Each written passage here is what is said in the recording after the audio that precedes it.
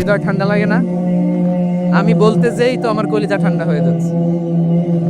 আমরা যে ভাই ভাই, আমাদের সম্পর্কটা কেমন? বিষ্ণু বলেন তোমাদের সম্পর্ক বড্ড মজবুত সম্পর্ক, তোমাদের বন্ধন বড় সুদৃঢ় বন্ধন, এটা ইস্পাত কঠিন দেয়ালের মতো, সীসা ঢালা প্রাচীরের মতো, সীসা ঢালা প্রাচীরের মতো তোমাদের বন্ধন।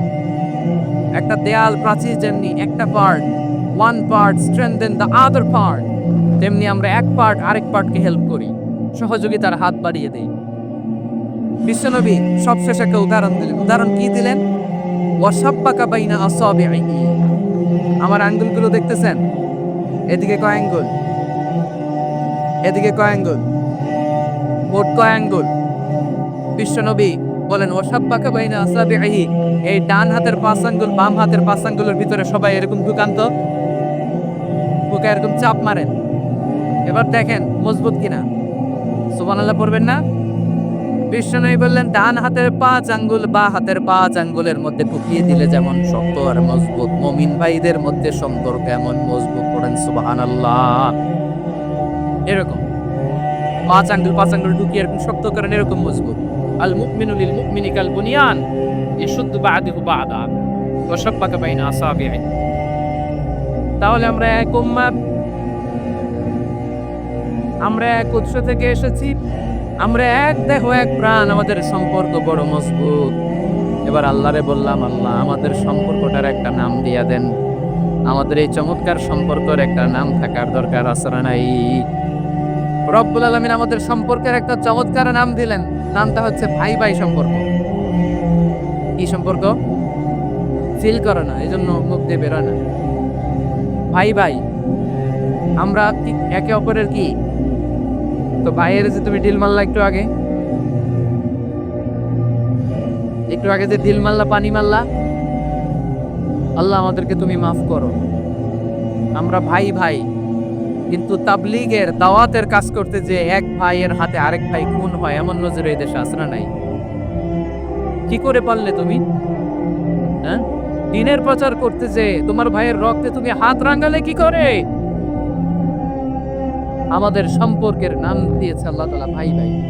আমরা বললাম আল্লাহ আমরা এক উৎসব, এক উম্মাহ, এক দেহ এক প্রাণ, আমাদের সম্পর্কের একটা নাম দিয়ে দেন। রব্বুল আলামিন বললেন ইন্নামাল মুমিনুনা ইখওয়াতুন ফাসলিহু বাইনা আখাওয়াইকুম ওয়াত্তাকুল্লাহ লাআল্লাকুম তুরহামুন। নিশ্চয়ই মুমিনরা হলো ভাই ভাই, নিশ্চয়ই তোমরা মুমিনরা ভাই ভাই, তোমাদের সম্পর্কের নাম তোমরা পরস্পর ভাই ভাই। এই ভাই ভাইয়ের মধ্যে যদি বিরোধ লাগে তাহলে আপোষ মীমাংসা করে দাও, শান্তি সমঝোতা করে দাও। আল্লাহকে ভয় করো, রহমত নাজিল করবে কে? ভাই ভাইয়ের মধ্যে যদি বিরোধ হয় কি করবেন? আরো লাগাই দিবেন নাকি? মাশাআল্লাহ, মিটাই দিব। তোমরা ভাই ভাই, ভাই ভাই বিরোধ হলে আপোষ মীমাংসা করে দাও, শান্তি সমঝোতা করো, মজা নিও না। তেকুয়াতে আপনার বাড়ির পাশে আপন 2 ভাই মারামারি লাগছে, আপনি দেখলে কি করেন? অনেকে মজা নেয়, অনেকে কি করে? মজা নেয়, আর একটু লাগুক। আবার বলে হাত থাকতে মুখে কি বলে? কপাল পোড়া, কপাল পোড়া। আফসোস তাদের জন্য, কপাল পোড়া। ভাই ভাই ঝগড়া লাগলে বলবেন যে হাত থাকতে মুখে কি, নাকি? কলিজা কাঁপে না আপনার? আপনি যে মজা নেন। আমরা ভাই ভাই, মজা নেওয়া যাবে না, মিলিয়ে দিতে হবে। খুব শান্ত ছিল, আবার এদিকে উঠা বসা করতেছে। আমি আর অল্প কয়েক মিনিট নিব, মিস করবেন। ডিস্টার্ব করলে আমার মাথা থেকে পয়েন্ট ছুটে যাবে। আর যদি আল্লাহর কোরআনের দিকে তাকিয়ে আর কয়েকটা মিনিট স্যাক্রিফাইস করতে পারেন, জীবন উজালা করে দিবে কে? মুমিনদের আল্লাহ একটা সম্পর্ক জুড়ে দিলেন, সম্পর্কের নাম ভাই ভাই। আমরা সবাই কি? আওয়াজ করে বলেন, আমরা সবাই কি? আল উখুয়া, ব্রাদারহুড। সুবহানাল্লাহ, কত চমৎকার ইসলাম আমাদেরকে শিখিয়েছে। ভ্রাতৃত্ব 3 ধরনের। পেকুয়ার ভাইয়ের আওয়াজ করে বলেন কয় ধরনের? একটা হচ্ছে আল উখুয়া আল ইনসানিয়া, হিউম্যান ব্রাদারহুড, মানবিক দিক থেকে ভাই, যারাই মানুষ তারাই আমার ভাই। পেকুয়ায় হিন্দু পাড়া আছে নাকি? বড়ুয়া পাড়া আছে নাকি? এরাও কিন্তু আমাদের ভাই। এরা কি? কথা কেন? এরা কি? কোন দিক থেকে? মানবিক দিক থেকে, কারণ তারাও মানুষ, আমরাও এদিক থেকে পাই। এটাকে বলে হিউম্যান ব্রাদারহুড, আল উখুয়া আল ইনসানিয়া। ভ্রাতৃত্বের আরেকটা রূপ হচ্ছে আল উখুয়া আন নাসাবিয়া, রক্তের সম্পর্কের ভাই, আমার আপন ভাই। 3 নম্বর প্রকার হচ্ছে আল উখুয়া আদ-দীনিয়া, দিনী ভাই। এটা নিয়ে কথা বলতেছেন, দিনী ভাই। এই যে পেকুয়া, আজকে লক্ষ মানুষের জনসমুদ্র, আমরা একে অপরের কি ভাই? দিনী ভাই। আওয়াজ করে বলেন তো কি ভাই? এই দিনী ভাই, মানবিক ভাই, রক্তের সম্পর্কের ভাইকেও ছাড়িয়ে যায়। এটা ফিল করতে হবে। পেকুয়ার জেনজি, এ আমার দিনী ভ্রাতৃত্ববোধ। কাশ্মীরের ভাইরা আক্রান্ত হলে যে আমার বুক ফেটে কান্না আসে, কারণ আমরা দিনী ভাই। আমরা কি ভাই? দিনী ভাই। সম্পর্কের দিক থেকে এটা সবচেয়ে মজবুত, এটা আমাদেরকে ফিল করতে হবে। সম্পর্কের দিক থেকে এটা কি সবচেয়ে মজবুত? দিনী ভাই। বদরের প্রান্তর, এদিকে কুরাইশরা, এদিকে মুসলিমেরা। কুরাইশের মধ্যে, কুরাইশ গোষ্ঠীর মধ্যে অনেকে আছে বাবা, তার কলিজার টুকরা ছেলে মুসলিম সেনাবাহিনীর দিকে দাঁড়ানো। মুখোমুখি 2টা ব্যাটালিয়ন সেনাবাহিনী, কুরাইশদের বাহিনী, মুসলিম বাহিনী। কুরাইশদের এখানে বাবা, এখানে ছেলে। কুরাইশদের এখানে ছেলে, এখানে বাবা। ইসলাম তাদেরকে পৃথক করেছে। আর মুসলিম সেনাবাহিনীর মধ্যে কেউ কাউরে চিনে না। কেউ আনসার, কেউ মুহাজির, কেউ ছোট, কেউ বড়, কেউ দাস, কেউ মালিক, সব মিলেমিশে একাকার। কিসে তাদেরকে আবদ্ধ করলো? এই দিনই ভ্রাতৃত্ব। চিল্লায় বলো ঠিক কিনা? এজন্য আল্লাহ বলেন, ইন্নামাল মুমিনুনা ইখওয়াতুন ফাসলিহু বাইনা আখাওয়াইকুম ওয়াত্তাকুল্লাহা লাআল্লাকুম তুরহামুন। খবরদার শুনে রেখো, তোমরা মুমিনরা হলো ভাই ভাই। পেকুয়ার ভাইরা আওয়াজ করে বলো আমরা কি? আরো জোরে বলো আমাদের সম্পর্ক কি? ভাই ভাই সম্পর্ক। ফাসলিহু বাইনা আখাওয়াইকুম। যদি ভাইয়ে ভাইয়ে বিরোধ হয়, মজা নিও না। মুখ থাকতে, হাত থাকতে মুখে কি এমন মন্তব্য করো না, আরো লাগিয়ে দিতে যেও না। মিলিয়ে দাও, শান্তি সমঝোতা করে দাও, কারণ তোমরা সবাই হলে দিনী ভাই। আমরা কি? দিনী ভাই। মিলিয়ে দিবেন। আমার পেকুয়ার ভাইরা, 2 জন ঝগড়া লাগলে মিলিয়ে দিলে যে কত সওয়াব, এটা আমরা অনেকে জানি না। 2 জন ঝগড়া লাগছে, আচ্ছা আপনাদের কোথাও এলাকায় আগুন লাগলে আপনারা কি ঢালেন? পানি। অনেকে ওই জায়গায় তেল ঢালে। এরকম ডাকাইতেছে না? নেই? আগুন নিবানোর জন্য ঢালতে হবে কি? একদল এখানে কি ঢালে? আল্লাহ তাআলা এরকম মাইন্ডসেটের মানসিকতার হওয়া থেকে আমাদেরকে তুমি বাঁচাও। ঝগড়া লাগলে মিলিয়ে দিবেন। কি করবেন? 3 জায়গায় প্রয়োজনে মিথ্যা বলা যায়। কয় জায়গায় মিথ্যা বলতে? তাওরিয়া, মানে কথা একটু ঘুরিয়ে বলবেন। 1 নাম্বার, আপনার ওয়াইফকে খুশি করার জন্য। সে একটু এরকম না বলে একটু কৌশল করে বললে খুশি হবে, এটা বলা যায়। 2 নাম্বার, জীবন মরণের ব্যাপার, জান বাঁচানোর জন্য একটু কৌশল করে ঘুরিয়ে বললেন, এটা জায়েজ। 3 নাম্বার, 2 জন ঝগড়া লাগছে, তাদেরকে মিলিয়ে দেওয়ার জন্য কৌশল করে একটু মিথ্যা বলা, ঘুরিয়ে বলা যায়। 2 জনের মধ্যে দেখলেন যে সম্পর্ক খারাপ, একজনকে বললেন ভাই, সে তো ওই দিন আপনার ব্যাপারে অনেক প্রশংসা। কি? আমার ব্যাপারে প্রশংসা? তার সাথে তো আমার মারাত্মক সম্পর্ক। কি বললো? এই বললো আপনি নাকি এই করছেন, এই করছেন, অনেক প্রশংসা। লোকটার মন খুশি হয়ে যাবে তার ব্যাপারে, ঠিক কিনা? আবার তার সাথে যার ঝগড়া, ওরে যায় বলুন ভাই, ওই দিন তো সে আপনার অনেক অ্যাপ্রিসিয়েশন করলো, অনেক। সে তো অবাক, কিন্তু বলে কি? আমার এই যে 2 জনের ব্যাপারে 2 জনের একটু ভালো ভালো কথা বলে দিচ্ছেন, একদিন দেখবেন রাস্তা দিয়ে হাঁটার সময় একে অপরকে সালাম দিয়ে ফেলছে, সালাম দিয়ে বুকে জড়ায় ধরছে, আছে না নাই? আবার মিলমিশ হয়ে গেছে।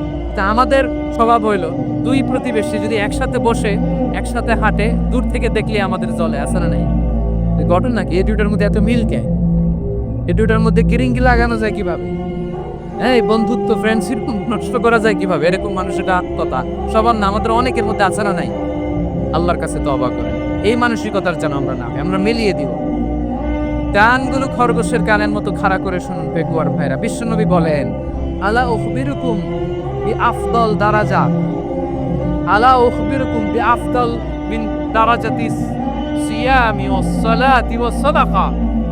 এ আমার উম্মতেরা, নামাজ, রোজা, দান, দেখেন, নামাজ, রোজা, দানের চেয়েও বড় কোনো শ্রেষ্ঠ ইবাদতের কথা আমি কি তোমাদের বলবো না? সাহাবারা তো অবাক, বলে কি নামাজের চেয়ে বড় ইবাদত? রোজার চেয়ে বড়, দান করার চেয়ে বড় ইবাদত? সাহাবীরা বললেন, বালা ইয়া রাসূলুল্লাহ, নবী বলেন। বিশ্বনবী বললেন, নামাজের চেয়েও বড়, রোজার চেয়েও বড়, যাকাতের চেয়েও বড়, সাদাকার চেয়েও বড় একটা ইবাদত আছে, আমি কি তোমাদের বলবো না? সাহাবারা বললেন, ইয়া রাসূলুল্লাহ, বালা অবশ্যই বলবেন, সেটা কি? বিশ্বনবী বললেন, ইসলাহু যাতিল বাইন। দুইজন যখন ঝগড়া লেগেছে, তোমার দুই ভাই যখন ঝগড়া লেগেছে, এই দুইজনের মধ্যে বিরোধ মিটিয়ে মীমাংসা করে দেয়া হচ্ছে সবচাইতে সেরা কাজ। দুইজন ঝগড়া লাগছে, ইসলাহু যাতিল বাইন, দুইজনের মধ্যে মিলিয়ে দেয়া, এটা নামাজ, রোজা, সাদাকার চেয়ে বেশি সওয়াব। সুবহানাল্লাহ, এত আস্তে। ওয়াত্তাকুল্লাহ ওয়া আসলিহু যাতা বাইনিকুম, সূরা আনফাল। আল্লাহ বলেন, আল্লাহরে ভয় করো, ঝগড়া লাগলে মজা নিও না। ওয়াত্তাকুল্লাহ, আল্লাহরে ভয় করো। ওয়া আসলিহু যাতা বাইনিকুম, মিলিয়ে দিও। তাহলে আমরা মিলায়ে দিব। রাজি আছেন তো? তাহলে আমরা এক উম্মাহ, এক উৎস থেকে এসেছি, এক দেহ এক প্রাণ। আমাদের সম্পর্ক বড় মজবুত, শিশরালা প্রাচীরের মতো, কেউ টলাতে পারে না, কেউ ভাঙতে পারে না, ঠিক কি না? আবার আমাদের সম্পর্ক হলো ভাই ভাই। আমরা ঐক্যবদ্ধ থাকার জন্য দুনিয়ায় এসেছি। কেমন করে ঐক্যবদ্ধ থাকতে হয় দুনিয়াবাসীর শেখানোর জন্য এসেছি।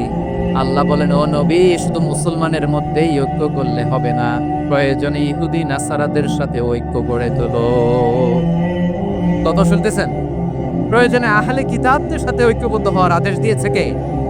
সবাই বলতে হবে, আওয়াজ করে বলেন। আহলে কিতাব ইহুদি নাসারাদের সাথেও প্রয়োজনে ঐক্যবদ্ধ হওয়ার ঘোষণা দিয়েছে কে? বিশ্বনবী মক্কা থেকে মদিনা হিজরত করতে গেছেন, ওখানে ইহুদিদের সাথেও কোয়ালিশন করেছে। সুবহানাল্লাহ পড়বেন না? বনু কাইনুকা, বনু নাযীর, বনু কুরাইজা, এই তিনটা দলের সাথে বিশ্বনবী কোয়ালিশন করেছেন একসাথে। কিন্তু তাদের বিশ্বাসঘাতকতার কারণেই তারা বহিষ্কৃত হয়েছে মদিনা থেকে। বিশ্বনবীর এখানে কোনো দোষ নাই, বিশ্বনবী ঐক্যবদ্ধ হতে চেয়েছেন। আল্লাহ তাআলা নবীরে বললেন, নবী তুমি তাদেরকে বলো, ও আহলে কিতাবের ভাইয়েরা, ইহুদি নাসারারা, এসো এসো এসো, আমরা এমন একটা বিশ্বাসের প্রশ্নে একত্রিত হই, যে বিশ্বাস তোমাদের নবীরাও প্রচার করেছে, যে বিশ্বাস আমিও প্রচার করি, যে বিশ্বাসের কথা তোমাদের পবিত্র ধর্মগ্রন্থগুলোতে রয়েছে, আবার যে বিশ্বাসের কথা আমার কোরআনের মধ্যেও রয়েছে, আসলে ওই কথায় আমরা একত্রিত হই। সুবহানাল্লাহ। তাহলে ভিন্ন ধর্মী তাদের সাথে যখন আমরা ঐক্য করব, কিসের উপর ঐক্য? একটা কমন ফেইথ, একটা মৌলিক বিশ্বাসের উপর ঐক্য। আল্লাহ তাআলা বলছেন, বলিয়া আহলাল কিতাবি তাআলাউ ইলা কালিমাতিন সাওয়াইম বাইনানা ওয়া বাইনাকুম আল্লা না'বুদা ইল্লাল্লাহ ওয়া লা নুশরিকা বিহি শাইআ ওয়া লা ইয়াত্তাখিযা বা'দুনা বা'দান আরবাবাম মিন দুনিল্লাহ ফা ইন তাওয়াল্লাউ ফাকুলু আশহাদু বিআন্না মুসলিমুন। পড়েন আল্লাহু আকবার।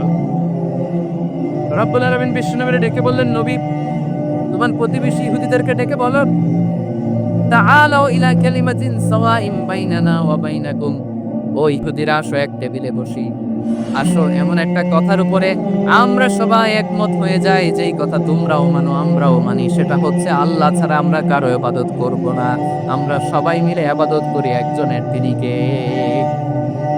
আল্লাহ ছাড়া কারো ইবাদত চলবে না, আল্লাহর সাথে আমরা শরীক করব না, আল্লাহ ছাড়া নিজেরা নিজেদেরকে রব হিসেবে মানব না। এই তিনটা বিষয়ে যদি একমত হও, চলো আমরা একসাথে বসি, আমরা ঐক্যবদ্ধ হই। পড়েন সুবহানাল্লাহ।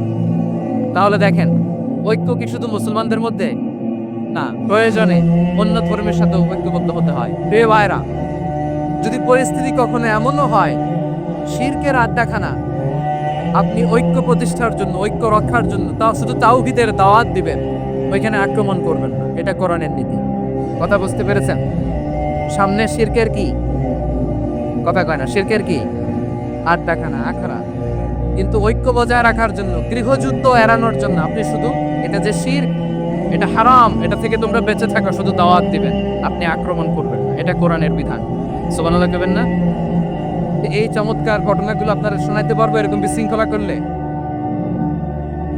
মূসা আলাইহিস সালাম আল্লাহর সাথে সরাসরি কথা বলতেন, ওয়া কাল্লামাল্লাহু মূসা তাকলিমা। সুবহানাল্লাহ বলেন। আওয়াজ তুলে সবাই বলেন সুবহানাল্লাহ।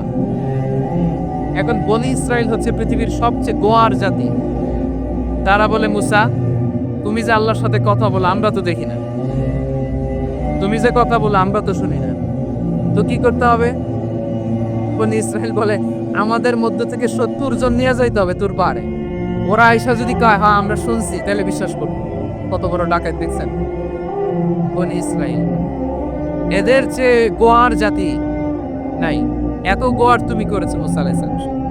তুমি যে আল্লাহর সাথে কথা বলো আমরা তো দেখি, কি করব? 70 জন আমাদের বন্ধু বান্ধব যে যদি দেখে তারা বলবে ওকে আস, 70 জন আস।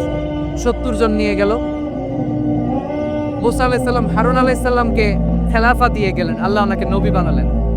মুসা আলাইহিস সালাম বললেন, হারুন খবরদার, বনি ইসরাইলের মধ্যে তাওহীদের বাণী প্রচার করবা, ঐক্য ধরে রাখবা, বিচ্ছিন্ন হতে দিবা না। চলে গেছে। এইদিকে বনি ইসরাইলের এক দুষ্ট লোক ছিল, নাম সামিরি। কি নাম? সামিরি। সে সবাইরে বললো তোমাদের স্বর্ণগুলো ফালাও। স্বর্ণগুলো ফেললো, বনি ইসরাইলের স্বর্ণগুলোকে গলিয়ে সে একটা গরুর বাচ্চা বানালো। গোবৎস। কিসের বাচ্চা? দেখেন গরুর পূজা কিভাবে শুরু হয় পৃথিবীতে প্রথম। গোবৎস পূজা, গরুর বাচ্চার পূজা কিভাবে। সে স্বর্ণদলি গরুর বাচ্চা করে জিবরাইল আলাইহিস সালাম যে জমিনে এসেছিলেন, ওই ফেরেশতার পায়ের নিচে একটু মাটি সে বুদ্ধি করে প্যাকেটে রেখে দিছে। সে গরুর বাচ্চা বানায় স্বর্ণ দিয়ে গলিয়ে ওই মাটি এটার মধ্যে ঢুকাই দিছে তেলকি দেওয়ার জন্য। স্বর্ণ দিয়ে বানানো গোবৎস গরুর বাচ্চার গায়ে যখন সেই মাটি ছুঁড়ে দেয়া হলো, এখন বাছুরের ভেতর থেকে ভ্যাঁ ভ্যাঁ আওয়াজ আসতেছে। কি আসতেছে? সবাই তো অবাক। সামিরি বলে, আরে তোমরা যে 70 জন দিয়ে মুসা আলাইহিস সালামরে পাঠাইছো, এদিকে এত ঘুরতেছে, আল্লাহরে খুঁজে পায় না, আল্লাহ তো এটার ভিতরে ঢুকছে। নাউজুবিল্লাহ বলবেন না? তোমরা যে 70 জন দিয়ে পাঠাইলা, 70 জন নিয়ে মুসা আলাইহিস সালাম খালি ঘুরতেছে, আল্লাহরে পায় না, পাবে কেমনে? আল্লাহ তো নাউজুবিল্লাহ এটার ভিতরে। সেজদা দাও। এই সেজদা দিয়ে আল্লাহর নবী হারুন আলাইহিস সালাম বললেন, খবরদার, এটা সুস্পষ্ট শিরক। আল্লাহ সব গুনাহ মাফ করে, শিরকের গুনাহ মাফ করে না, খবরদার তোমরা থামো। কে শুনে কার কথা? এই যে যেমন এখন আপনারা আমার কথা শুনতেছেন না? শুনতেছেন? হারুন আলাইহিস সালাম বললেন, খবরদার, এই শিরকি কাজে তোমরা সংযুক্ত হয় না। তোমাদেরকে কি মনে নাই আমার ভাই মুসা আলাইহিস সালাম কি বলছে? আল্লাহ শিরক মাফ করে না, খবরদার শিরক করো না, আল্লাহরে ভয় করো। হারুন আলাইহিস সালাম তাদেরকে বুঝালেন, শিরক করো না, আল্লাহরে ভয় করো। শুধু এতটুকুই তিনি বুঝালেন, দাওয়াতি কাজ পালন করলেন, কিন্তু প্রতিরোধ করেন নাই, সশস্ত্র সংগ্রামে লিপ্ত হন নাই, বাধা দেন নাই, কারণ গৃহযুদ্ধ বেঁধে যেতে পারে। উনি ভাবলেন, আমি যদি আমার বাহিনী নিয়ে দাওয়াত দেওয়ার সাথে সাথে প্রতিরোধ করি, আক্রমণ করি, ওরাও আমারে আক্রমণ করবে, ব্লাডশিট হবে, রক্তপাত, এমন অবস্থা হবে বনি ইসরায়েলের মধ্যে যেটা হয়তো আমার ভাই মুসাও কন্ট্রোল করতে পারবে না। সুবহানাল্লাহ কবেন না? এক একজন নবীকে আল্লাহ তাআলা কি ইন্টেলেক্ট দিয়ে পাঠিয়েছে। তিনি ভাবলেন, আমি দাওয়াতি কাজটাই করি, এটা যে হারাম এটা থেকে শুধু বারণ করি, কিন্তু প্রতিরোধ না করি। আমি যদি ঐক্য ধরে রাখতে পারি, বাকিটা আমার ভাই সামলে নেবে। সুবহানাল্লাহ। হারুন আলাইহিস সালাম প্রতিরোধ করলেন না, বনি ইসরায়েলের মধ্যে গৃহযুদ্ধ বেঁধে যাওয়ার আশঙ্কায় প্রতিরোধ করলেন না, আক্রমণ করলেন না, শুধু দাওয়াত দিলেন। ইন দ্য মিন টাইম মুসা আলাইহিস সালাম আল্লাহর সাথে কথা বলে যখন ফিরে আসলেন, দেখলেন বনি ইসরায়েলের অধিকাংশ লোক মুশরিক হয়ে গেছে। মুশরিক হয়ে গেছে। মুসা আলাইহিস সালাম রেগে গেলেন। রেগে প্রথমে বনি ইসরায়েলদেরকে অ্যাটাক না করে ভাইয়ের দাড়ি ধরলেন। হারুন আলাইহিস সালামের দাড়ি আর চুল। মেজাজি নবী ছিলেন। হারুন, তুমি কি করলা? তোমার কি দায়িত্ব দিয়ে গেলাম, তুমি কি করলা? তুমি থাকতে বনি ইসরাইল কেমন করে শিরকের কাজে নিমজ্জিত হয়ে যায়? সাইয়েদনা হারুন আলাইহিস সালাম বললেন, ইন্নী, কোরআন সাক্ষী, কোরআন থেকে কোট করছি, ইন্নী খাশিতু আন তাকুলা ফাররাকতা বাইনা বানি ইসরাঈল ওয়া লাম তারুব কওলি। ও আমার ভাই, আমার দাড়ি ধরবেন না, আমার মারবেন না। আমি ভয় করেছি, আমি ভয় পেয়েছি, না জানি আপনি বলেন তুমি কেন খাশিতু আন তাকুলা ফাররাকতা বাইনা বানি ইসরাঈল। আপনি এসে আমারে যদি বলেন তুমি কেন ঐক্য ধরে রাখলে না, কেন মারামারি হলো, কেন রক্তপাত হলো, তোমার কি এই দায়িত্ব আমি দিয়ে দিয়েছিলাম? আমার কথার দিকে কি তুমি ভ্রুক্ষেপ করো নাই? আমি যে বলছি তাওহীদের বাণী প্রচার করবা আর ঐক্য ধরে রাখবা, আমার কথা কি শোনো নাই? আপনি আমারে ধমকাবেন, এই জন্য আমি প্রতিরোধ করি নাই, আক্রমণ করি নাই, গৃহযুদ্ধ আটকানোর জন্য কিন্তু আমি দাওয়াত দিয়েছি। সুবহানাল্লাহ পড়ে। ঐক্য ধরে রেখেছেন। মুসা আলাইহিস সালাম মুহূর্তেই সামিরীকে আক্রমণ করলেন, অ্যাটাক করলেন, শাস্তি দিলেন। মুহূর্তেই ওই গোবৎস গরুর বাছুরকে ভেঙে চুড়ে মেসাকার করে সাগরের মধ্যে ভাসিয়ে দিলেন। পুরো বনি ইসরায়েলকে আবার তাওহীদের উপর প্রতিষ্ঠিত করলেন। পড়েন সুবহানাল্লাহ। এই ঘটনা থেকে শিক্ষা কি?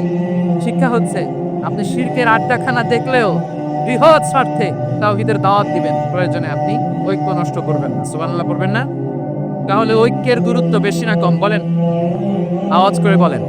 ওয়াতাসিমু বিহাবলিল্লাহি জামিআ, আল্লাহর রশিকে আঁকড়ে ধরো। ওয়ালা তাফাররাকু, তোমরা বিচ্ছিন্ন হয়ো না। পেকুয়ার ভাইরা আওয়াজ করে বলেন তো আদেশটা কার?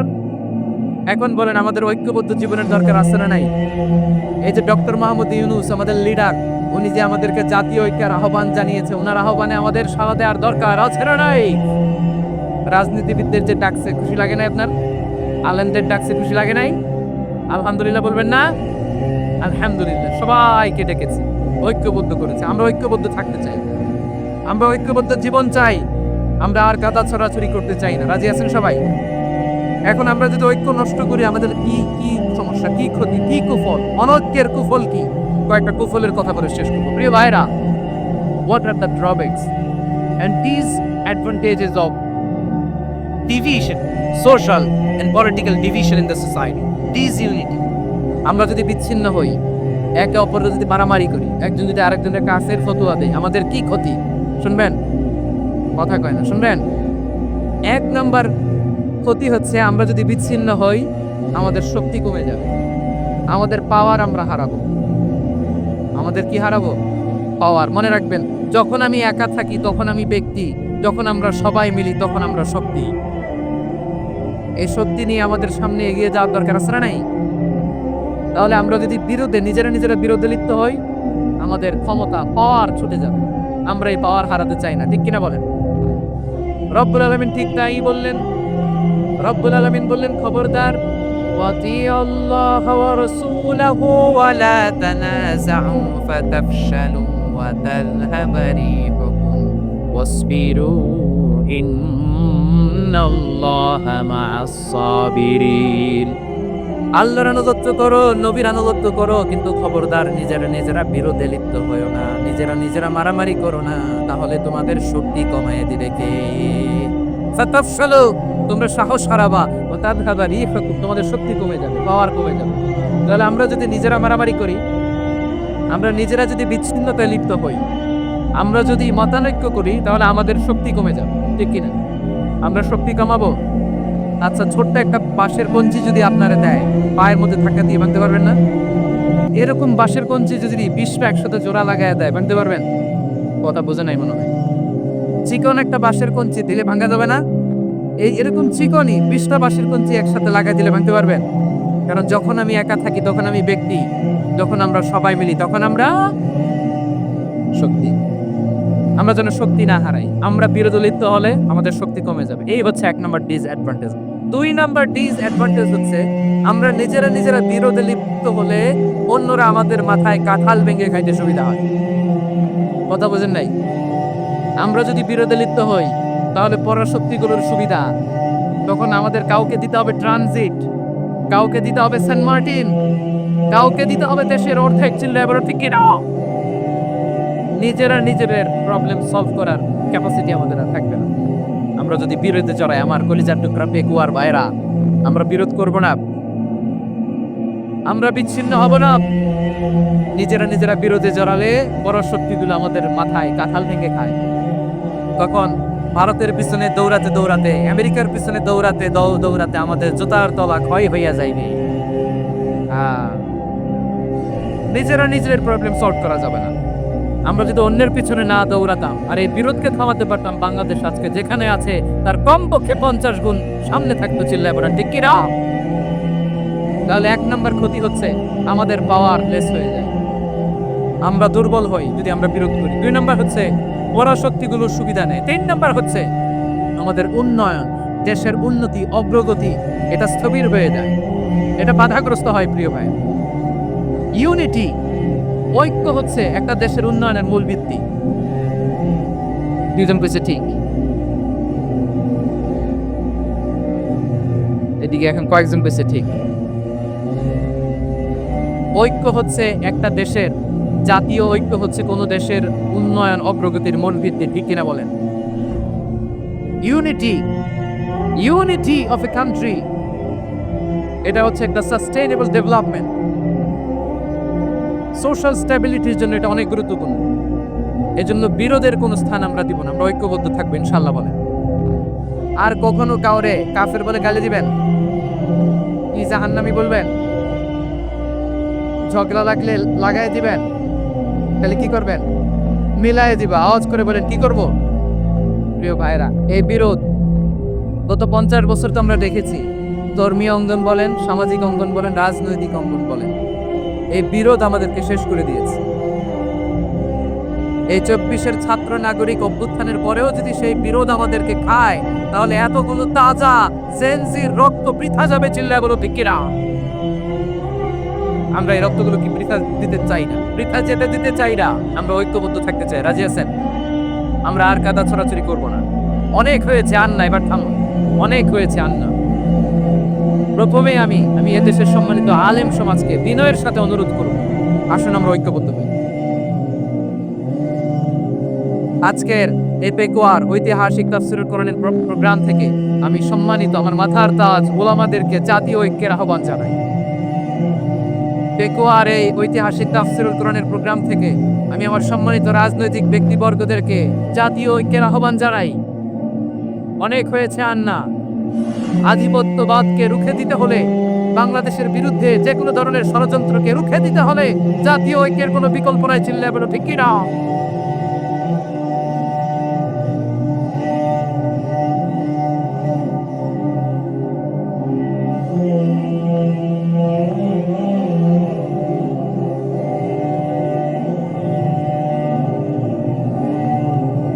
আমার প্রিয় ভাইয়েরা, আমার ভাইয়েরা, আর কাদা ছড়াছড়ি করবো না ইনশাআল্লাহ বলেন। আল্লাহুম্মা ফাশহাদ, আল্লাহ তুমি সাক্ষী থাকো, আল্লাহ তুমি তৌফিক দাও। আওয়াজ করে পড়েন আমিন। আর একে অন্যকে কাফির বলে গালি দিব না, ঠিক কিনা বলেন? রাজি আছেন? ধ্বংস করে দিয়েছে আমরা আমাদেরকে। আপনারা হালাকু খানের নাম শুনেছেন? মঙ্গল অধিপতি হালাকু খান বাগদাদের আমাদের বিশাল দারুল হিকমা লাইব্রেরিকে ধ্বংস করেছে। 10 লক্ষ মুসলমানদেরকে কত কাটা করে গণহত্যা করেছে জানেন? আমাদের সভ্যতা সূতিকাগারের কেন্দ্রবিন্দু ছিল বাগদাদ। ইরাকের বাগদাদে যেদিন সে রক্ত নিয়ে হোলি খেলা করে, রক্তের হোলি খেলা যেদিন হয়, ওই দিনও বাগদাদে বাহাস চলতেছিল। আমাদের বাহাস কি চলতেছিল? আপনাদের এলাকায় বাহাস আছে? এই প্রচলিত বাংলাদেশে যে বাহাস, এটার সাথে ইসলামের কোনো সম্পর্ক আছে? এই পর্যন্ত বাহাসের পরে পরাজয় বরণ করছে এরকম কোন দল আপনারা পাইছেন? আমি পাইনি। প্রত্যেক দলই বাহাসের পরে সংবাদ সম্মেলন করে বলে আমরা জয়লাভ করিয়াছি, ওনারা পালাইয়া চলিয়া গিয়াছেন। আছে না নাই? কারণ সত্য জানার জন্য, সত্য মানার জন্য আসে না তো, নিজের জ্ঞান জাহির করার জন্য বাহাস করে। বিপক্ষ দলের আলেমকে ছোট করার জন্য বাহাস করে। এই বাহাসের স্থান ইসলামে নাই। চিল্লায় বলো ঠিক কিনা? এই সমস্ত বাহাসের দিন শেষ। ঐক্যবদ্ধ হওয়ার বাংলাদেশ। প্রিয় ভাইরা, হালাকু খান সে দারুল হিকমা লাইব্রেরি জ্বালিয়ে পুড়িয়ে এই সব দামি দামি বইগুলো, আমাদের দামি দামি ঐতিহাসিক তুরাসি ক্লাসিক বইগুলোকে দজলা নদীতে ফেলেছে। পুরা দজলা নদী কালো হয়ে গিয়েছে। 10 লক্ষ মুসলমানকে গণহত্যা চালিয়ে এই রক্তের বন্যা যখন দজলা নদীর পানিতে মিশে গিয়েছে, দজলা নদীর পানি লাল হয়ে গিয়েছে। যেই দিন বাগদাদে গণহত্যা চলে, ওই দিনও বাগদাদে বাহাস চলতেছিল। কিসের বাহাস জানেন? মেসওয়াক, ডান মারি থেকে করা সুন্নাহ, এটা আমরা জানি। এখন কি উপরের মারি না নিচের মারি? বাহাসের বিষয়। এই বাহাস করবেন আপনারা?